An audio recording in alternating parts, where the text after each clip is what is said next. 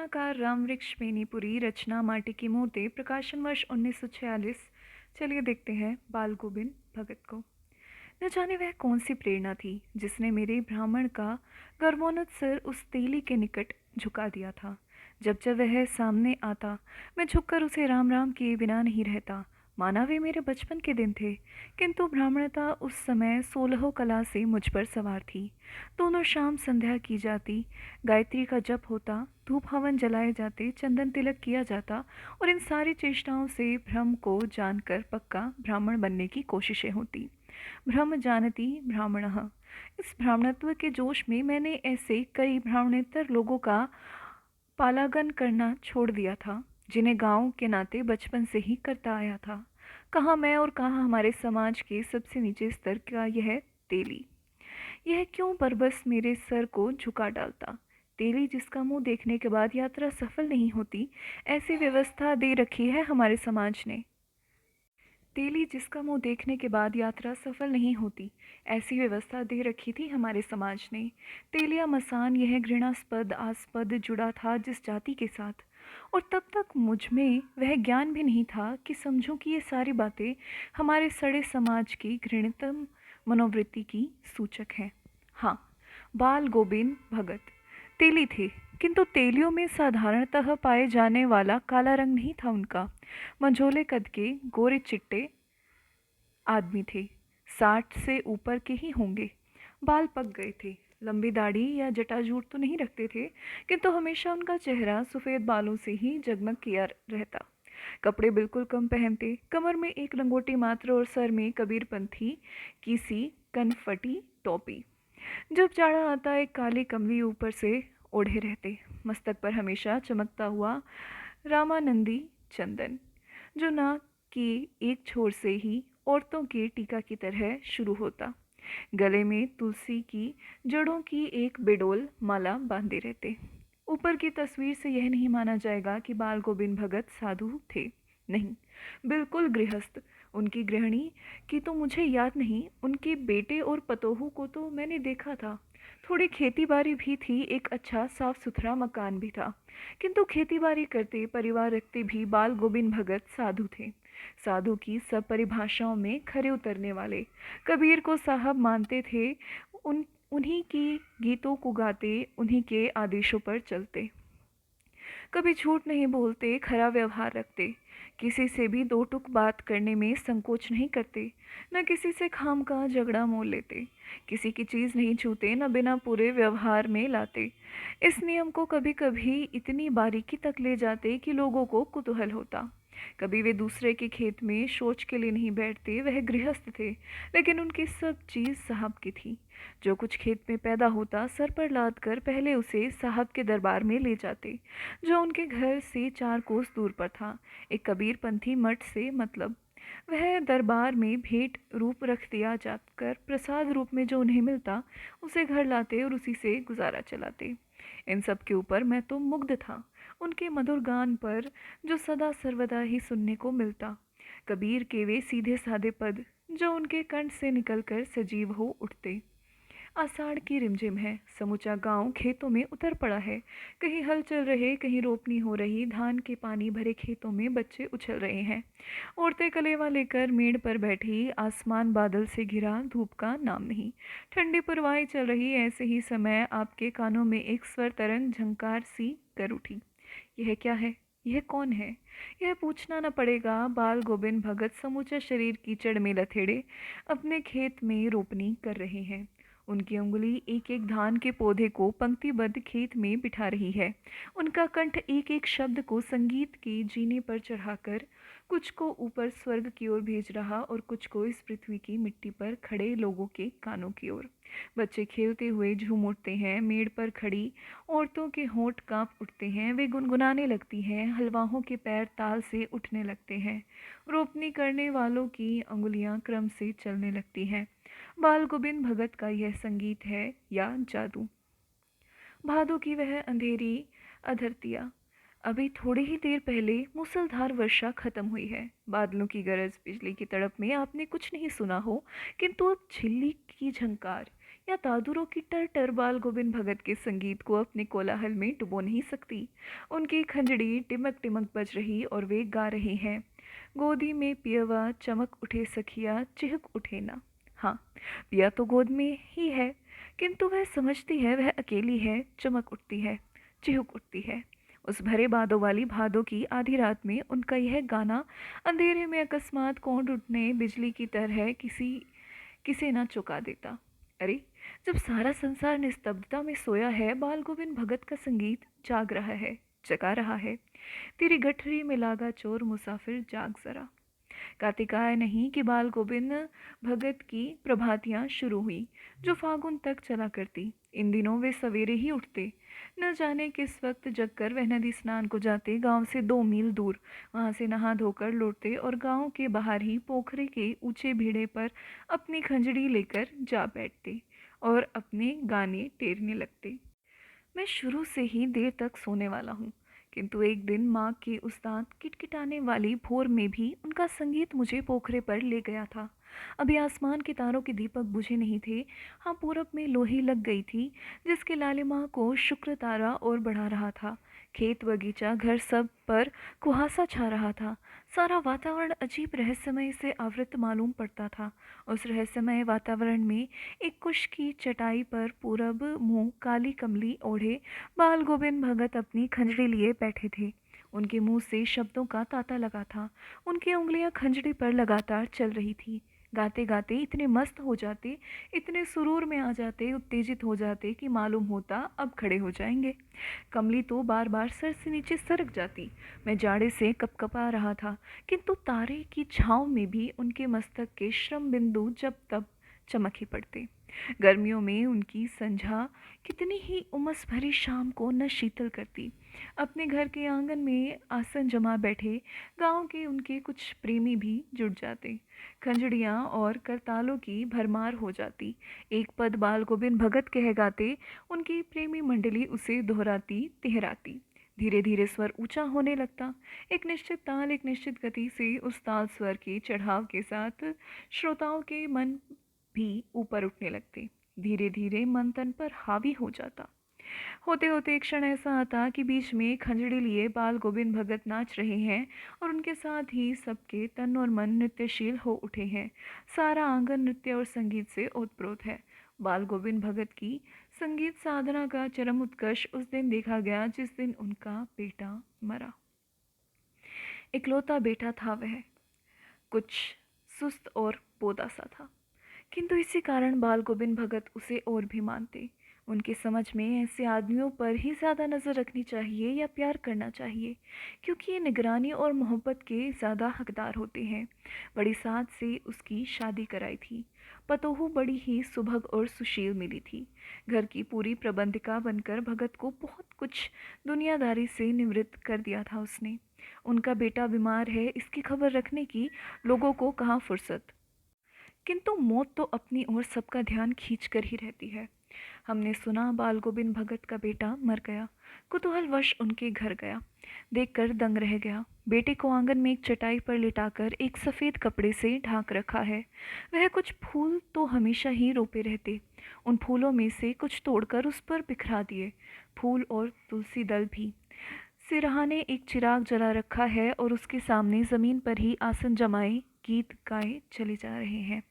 वही पुराना स्वर, वही पुरानी तल्लीनता। घर में पतोहू रो रही, जिसे गांव की स्त्रियां चुप कराने की कोशिश कर रही हैं, किंतु बाल गोविंद भगत गाए जा रहे हैं। हाँ, गाते गाते कभी पतोहू के नज़दीक भी जाते और उसे रोने के बदले उत्सव मनाने को कहते। आत्मा परमात्मा के पास चली गई, विरहिणी अपने प्रेमी से जा मिली, भला इससे बढ़कर आनंद की कौन बात। मैं कभी कभी सोचता यह पागल तो नहीं हो गए, किंतु नहीं। वह जो कुछ कह रहे हैं उसमें उनका विश्वास बोल रहा था, वह चरम विश्वास जो हमेशा ही मृत्यु पर विजय होता आया है। बेटे के क्रियाक्रम में तूल नहीं किया, पतोहू से ही आग दिलाई उसकी। किंतु जो ही श्राद्ध की अवधि पूरी हो गई, पतोहू के भाई को बुलाकर उसके साथ कर दिया, यह आदेश देते हुए कि इसकी दूसरी शादी कर देना। उनकी जाति में पुनर्विवाह कोई नई बात नहीं, किंतु पतोहू का आग्रह था कि वह यहीं रहकर भगत जी की सेवा बंदगी में अपने वैधव्य के दिन गुजार देगी। लेकिन भगत जी का कहना था, नहीं, यह अभी जवान है, वासनाओं पर बरबस काबू रखने की उम्र नहीं है इसकी। मनमतंग है, कहीं इसने गलती से नीच ऊंच में पैर रख दिए तो। नहीं नहीं, तू जा। इधर पतोहू रो रो कर कहती, मैं चली जाऊंगी तो बुढ़ापे में कौन आपके लिए भोजन बनाएगा, बीमार पड़े तो कौन एक चुल्लू पानी भी देगा। मैं पैर पड़ती हूँ, मुझे अपने चरणों से अलग नहीं कीजिए।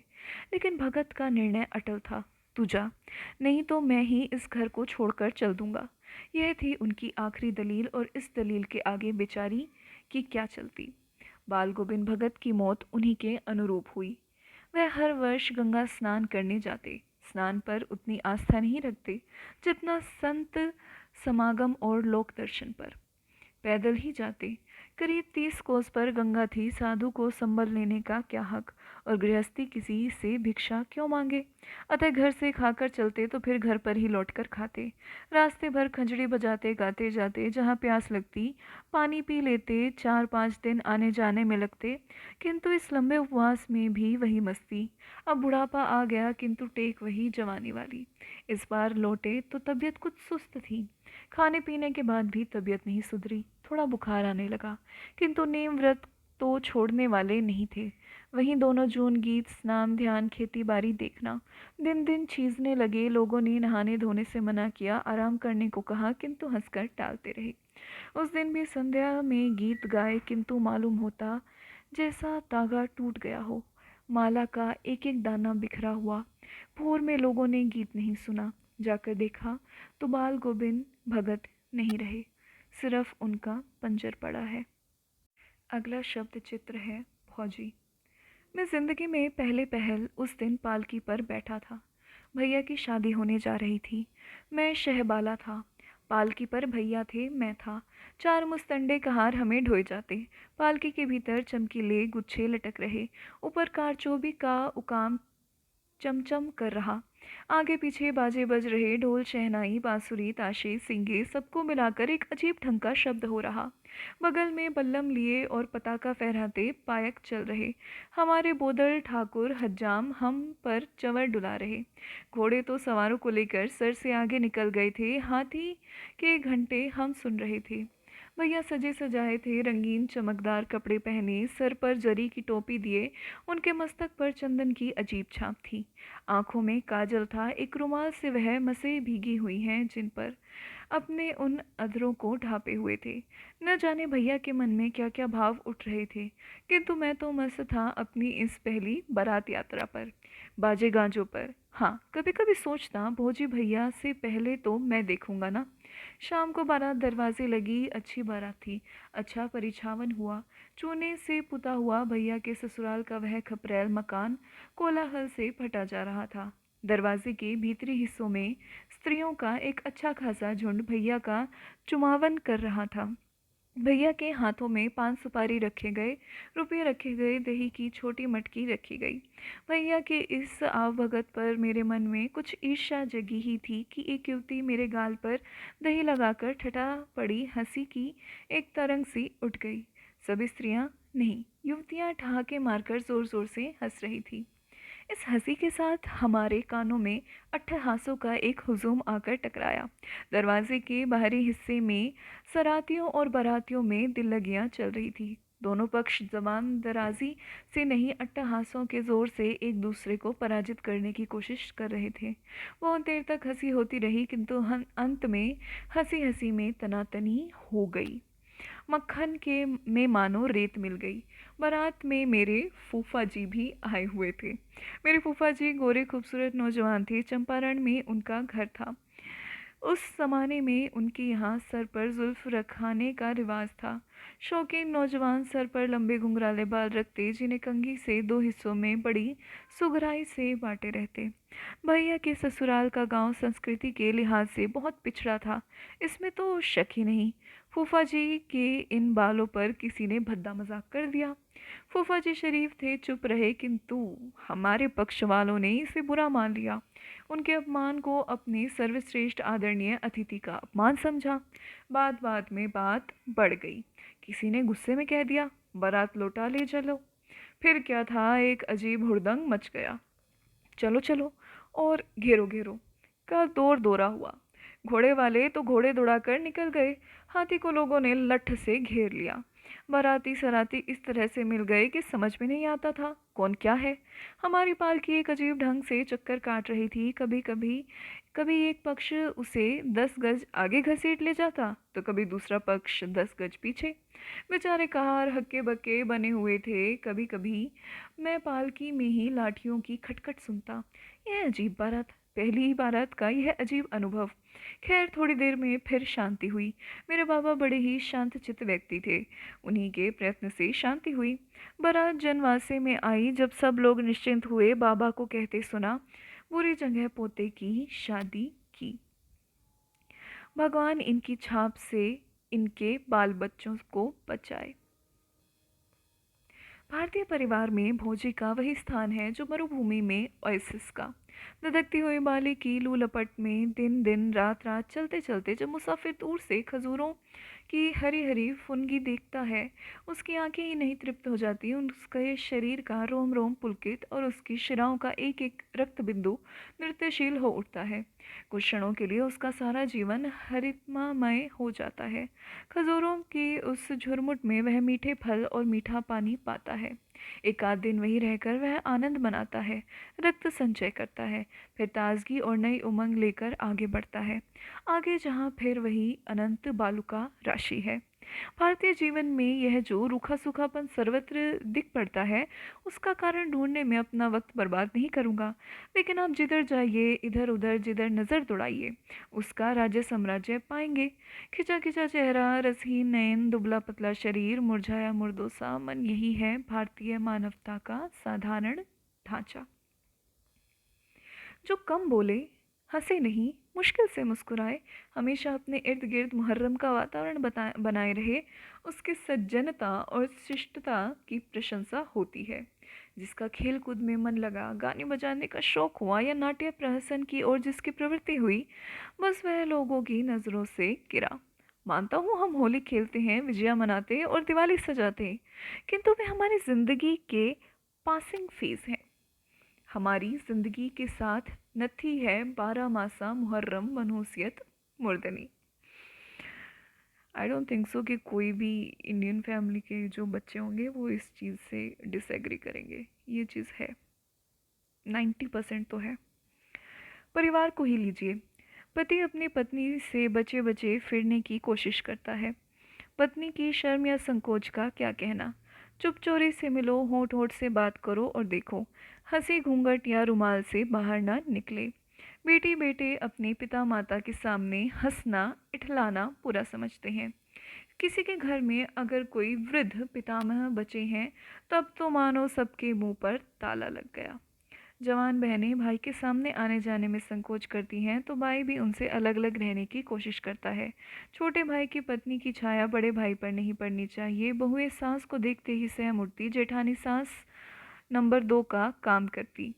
जो लड़की हंसती खेलती चुहले करती या तेजी से चलती है, उसकी जिंदगी मुहाल, तिरिया चंचल अति बुरी। क्या कवि गिरधर दास नहीं कह गए हैं? इस तरह के निरानंद और निस्पंद जीवन में भोजी की स्थिति सचमुच अरब में हरा भरा नकलिस्तान। घर भर में और कहीं जो कुछ हो, जहाँ भोजी वहाँ विनोद और व्यंग्य हमेशा मंडराया करते थे। रंग जहाँ तरंग पैदा करता है। किशोरी नंदे और नौजवान देवरों का जमघट, हा हा ही लटपट उठापटक, छोटे छोटे बच्चे बच्चियां भी जहाँ अपने को रस में सराबोर करने से बाज नहीं आते। भोजी आई, मेरे घर भी आनंद कुंज बन गया। भोजी अभी बिल्कुल किशोरी थी। उनके अधरों का पूरा रस नहीं आया था, उनके अंग भी अभी पूरे भरे नहीं थे। लंबी पतली छड़ी सी, लेकिन सोने की छड़ी नहीं, इसे कहने में मैं संकोच नहीं करूँगा। उनका वर्ण द्रविड़ आर्य रक्त के सुंदर सम्मिश्रण का नमूना था। वर्ण ही नहीं, गठन भी। उन्नत ललाट, भवें उठी हुई पतली पतली, काले बालों में घुंघरालापन, जब उन्हें खोलती तब अजीब लहरदार मालूम होते वे।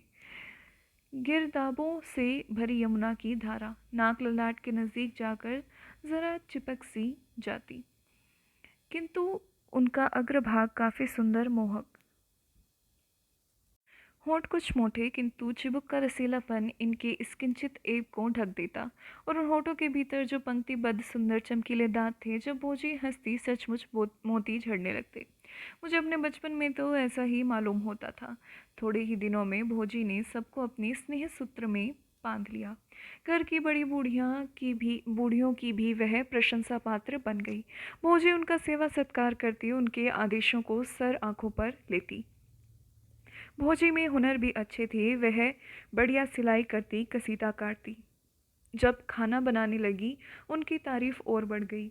अच्छा खाना ही नहीं बनाती, बहुत ही बढ़िया ढंग से परोसती। परोसने की भी एक कला होती है, यह भोजी ने सिद्ध कर दिया। भोजी की तारीफें होती, भैया की माँ, मेरी चाची फूली नहीं समाती। ऐसी सुंदर सुघड़ पतोहू पाकर भला कौन सास अपने को कृतकृत्य नहीं समझेगी। भोजी का घर हम देवरों का केली भवन था। जो ही गांव की पाठशाला से छुट्टी मिली, हम दौड़े दौड़े भोजी के घर घुसे। भोजी हंसकर हमारा स्वागत करती, जलपान कराती, सुपारी लौंग देती, जिनमें मुनके भी मिले होते। भोजी से गप्पे लड़ती, खेल होते, दिल लगियां होती, गालियां होती, हाथापाई और धमा चौकड़ी भी। फौजी अभी किशोरी ही थी, हम कई देवर मिलकर उन्हें पराजित भी कर देते। कभी कभी हम मौज में आते तो उस छोटे से घर में ही आंख मिचौनी भी खेल लेते। गृहस्थ का घर था, लंबा चौड़ा, अगल बगल जगह जगह अन्न रखने की मिट्टी की कोटियां पड़ी थी। एक कोने में एक बड़ा सा काठ का संदूक। हम उन्हीं की आड़ में छिपते छिपाते एक दिन मुझे नई बात सूझी। मैं कोठी पर चढ़कर घर की मोटी धरन पर जा छिपा। बूजी घर के कोने कोने में खोज कर हार गई। कोठियों की ओट में संदूक के पीछे और नीचे मैं नहीं मिला, तो उन्होंने कोठियों के पेट में भी झांकना शुरू किया। इसी समय मैं धरन पर से अट्टहास कर उठा। वह चौंकी, चकित हुई। तब तक मैं खोटी पर होते हुए उनकी गर्दन पर था, वह मुझे लिए दिए खाट पर आ रही। हंसते हंसते हम दोनों के पेट में गुदगुदी लग गई थी।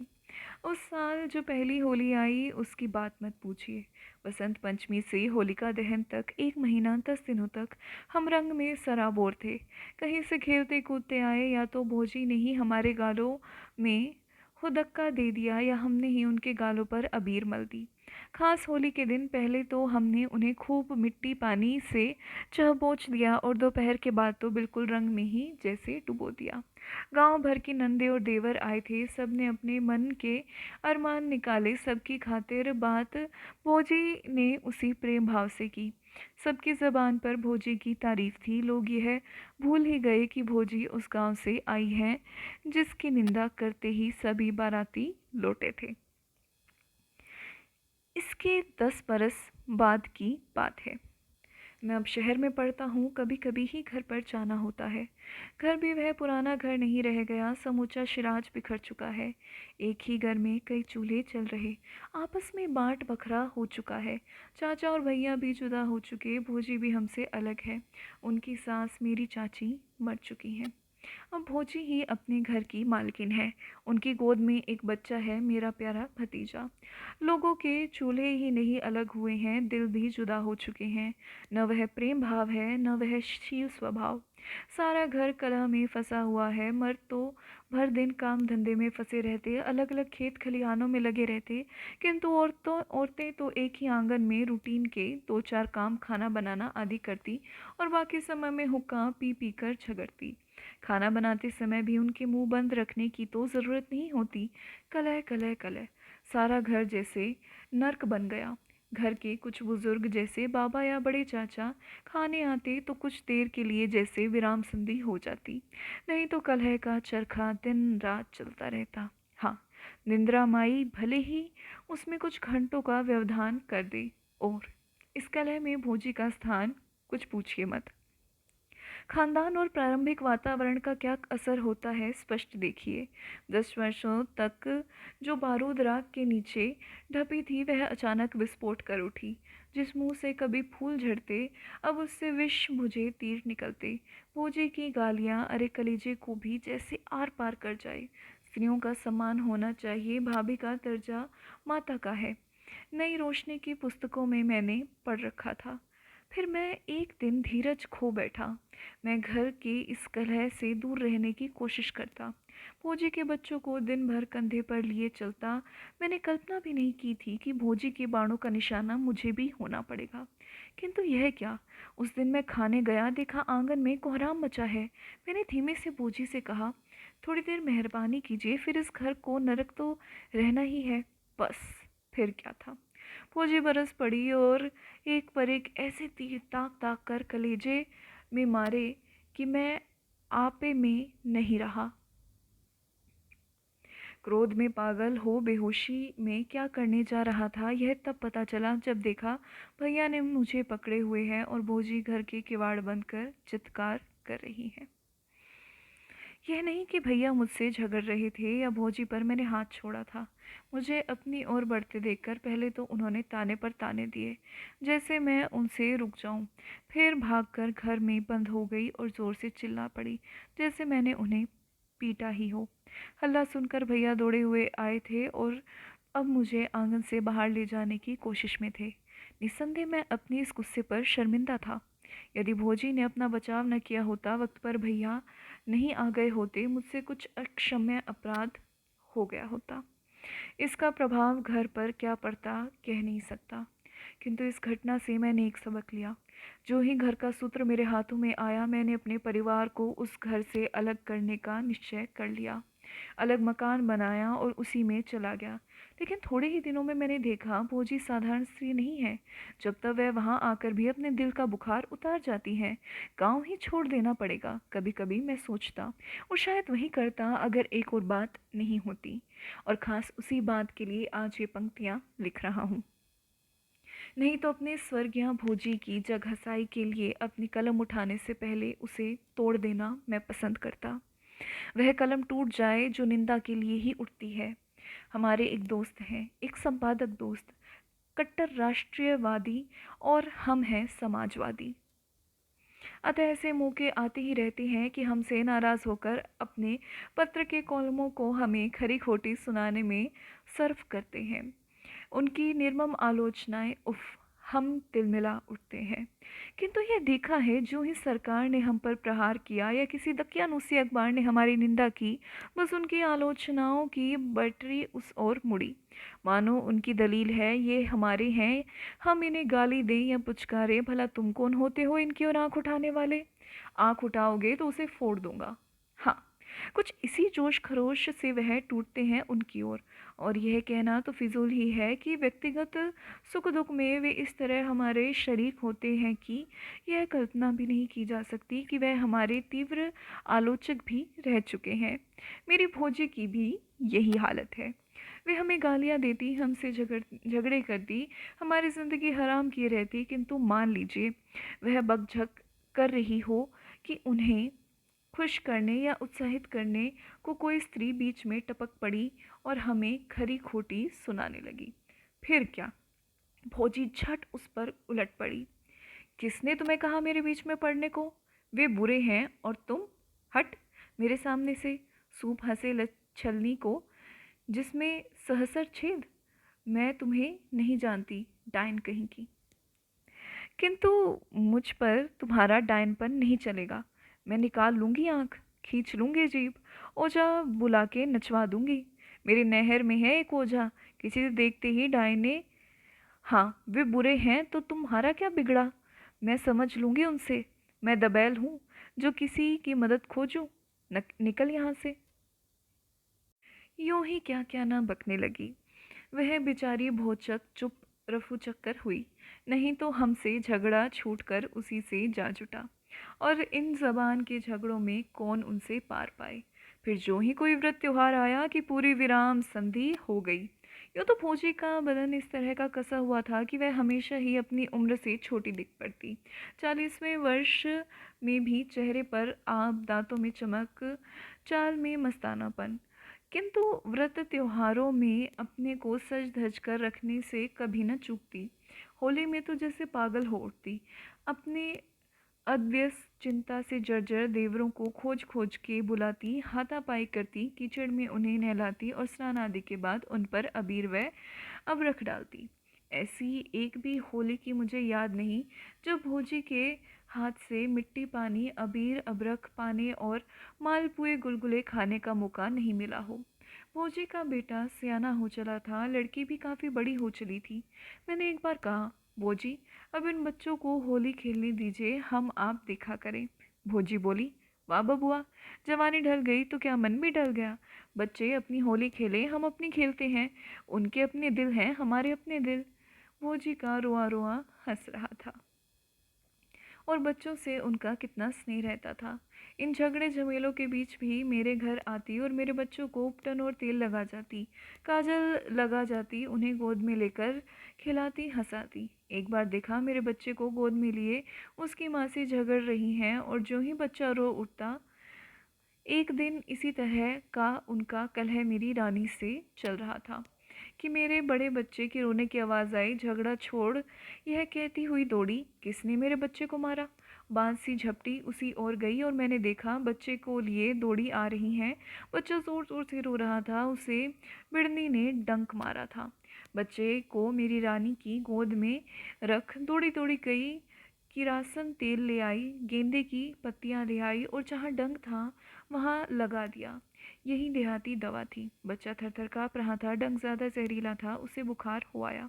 जब तक बुखार रहा, फौजी अपना और मेरा घर आंगन एक किए रही। एक जून तो उनके घर में चूल्हा तक नहीं जल सका। भैया हंसते हुए आए और मेरी रानी की ओर लक्ष्य कर कर कहा, झगड़ा हो तो ऐसा, मेरा खाना बंद हो गया। भैया का भोजन मेरे ही घर पर हुआ। तभी तो आज भोजी नहीं है। मेरी रानी अपने को उनके दोनों बच्चों की धर्म की माँ समझती है और उन दोनों की शादियों में उसने क्या क्या न किया। भोजी थी तो कलह थी, उनकी स्मृति ने उस कलह को स्नेह में बदल दिया है। मैं जब जब उस संपादक दोस्त के निकट जाता हूँ, इच्छा होती है उसके चरण छू लूँ। उम्र में मुझसे बुजुर्ग भी हैं और जब जब भोजी की याद आती है, दोनों हाथ मिलाकर मेरे सर से जा लगते हैं, प्रणाम भोजी। आज के लिए इतना ही।